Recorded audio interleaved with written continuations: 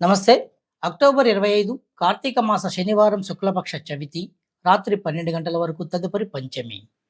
జ్యేష్ఠ నక్షత్రం పూర్తిగా ఉన్నది. దుర్ముహూర్తం ఉదయం 5:59 నుండి 7:30 మధ్య కలదు. నాగల చవితి పర్వదినం శనివారం జ్యేష్ఠ నక్షత్రం ముసలయోగం భోజనహాని కనుక ఆలోచించి ప్రయాణం చేయడం మంచిది. శ్రీమద్ దేవి భాగవతంలో నవమ స్కందలో గల నాగదేవతల ద్వాదశ నామాలు కానీ నాగదోష పరిహార స్తోత్రాన్ని కానీ భక్తి శ్రద్ధలతో పారాయణం చేసినా లేదా జపం చేసినా లేదా నిద్రకు ముందు పఠించినా నాగభీతి ఉండదు.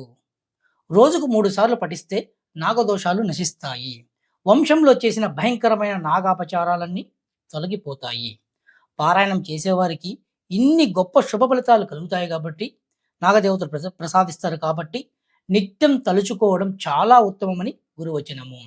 గురువుగారు చెప్పిన నాగదేవత నామములు మరియు స్తోత్రములు కింద కామెంట్ బాక్సులో పెడతాను, చూసి చేసుకోగలరు.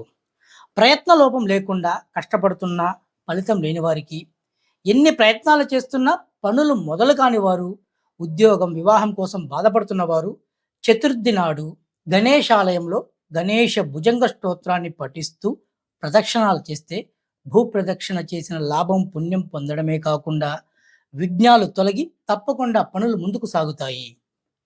జై శ్రీరామ్.